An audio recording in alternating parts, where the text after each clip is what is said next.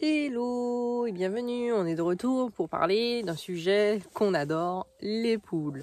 Alors aujourd'hui, on va parler des symptômes que peuvent avoir vos poules et quoi faire. Si vos poules mangent leurs œufs ou si vous voyez une poule qui est un peu prostrée ou qui a des signes qui sont un peu différents de d'habitude, en fait la première chose que vous devez checker c'est la crête et les pattes pour être sûr qu'il n'y a pas de signes, parce que c'est là en général où vous allez voir les premiers signes, que ça soit une crête qui devient toute noire ou une crête qui devient boursouflée ou une crête qui s'affaisse. En fait c'est les premiers signes de maladie chez la poule. Donc là on est rejoint.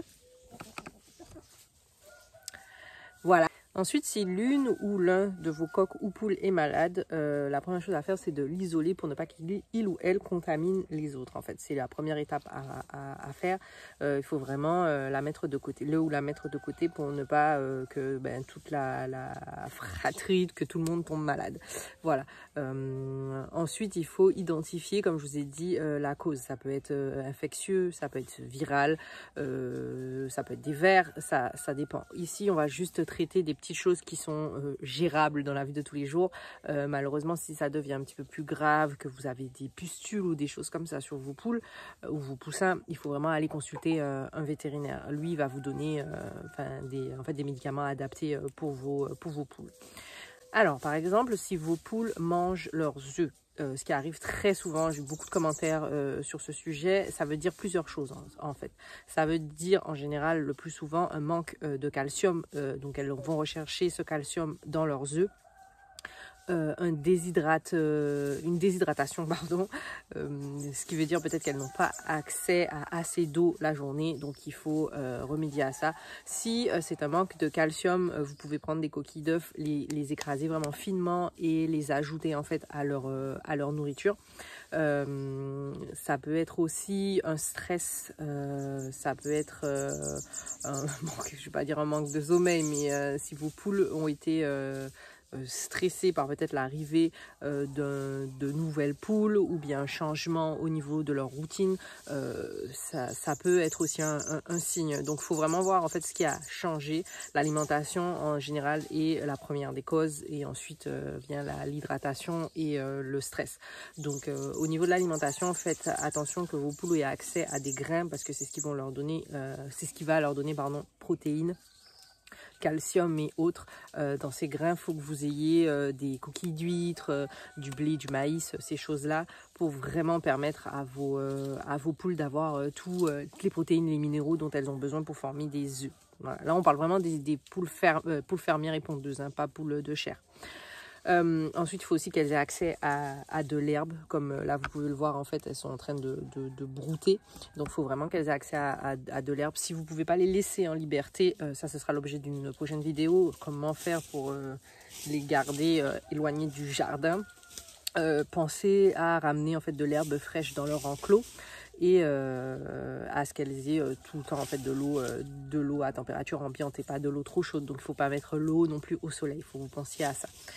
Je vais faire une vidéo sur comment doit être l'enclos, qu'est-ce qui est le mieux, surtout dans des pays chauds comme la Martinique, et comment faire pour qu'elle soit le mieux possible. Donc ça s'en vient. Ensuite, deuxièmement, il peut s'avérer que ça soit des vers. Vous avez des produits naturels comme le thym ou l'ail en fait qui vont venir vermifuger vos poules. Faites très attention à ce que vous utilisez parce que ça peut être nocif pour les poules, donc il y a certaines choses qu'il ne faut pas donner. Dans leur alimentation aussi, faites attention à ce que vous leur donnez, que ça soit des viandes ou des choses comme ça, faut faire très très attention. En général, tout ce qui est les légumes cuits, les pâtes, ça passe, mais si vous leur servez en fait des restes, faites attention de ne pas servir des restes en sauce ou des choses comme de l'oignon ou des poireaux qui pourraient en fait venir affecter vos œufs. Voilà.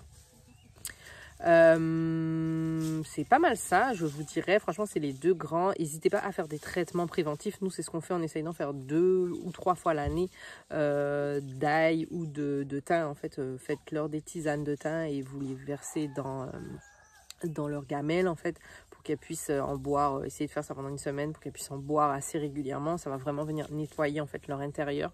Et l'ail, si vous avez des doutes au niveau des vers, vous donnez-leur de l'ail en fait à manger comme ça. Vous pouvez aussi leur donner du fromage blanc, bien sûr non aromatisé, un fromage blanc vraiment blanc de chez blanc là, pas de saveur. Ça va venir travailler leur système digestif. Elles aiment beaucoup ça, ça leur amène des probiotiques. En fait, si vous sentez qu'il y a une petite carence, une fois du fromage blanc, ça leur fera pas de mal et elles aiment beaucoup ça. Donc n'hésitez pas.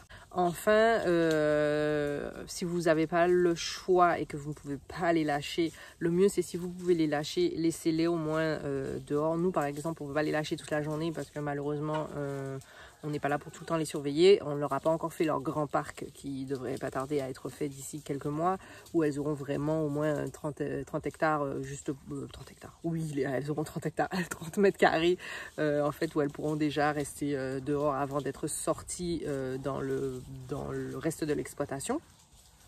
Mais si vous n'avez vraiment pas le choix et que vous ne pouvez pas les sortir, comme je vous ai dit, n'oubliez pas de leur amener de l'herbe, mais aussi mettez-leur un endroit où elles peuvent se rouler dans la terre et dans la cendre, parce que c'est très important pour qu'elles puissent se nettoyer pour justement éviter qu'elles aient des parasites. Je sais que ça peut paraître bizarre, mais une poule a vraiment besoin de prendre un bain de sable et un bain de terre et un bain de cendre, parce que c'est la façon dont ils se nettoient en fait. Et c'est aussi une façon de sympathiser avec les autres. Voilà, c'est pas mal ça. Si vous avez d'autres préconisations, laissez-moi savoir en barre de commentaires. Et puis on se retrouve la prochaine fois pour une nouvelle vidéo.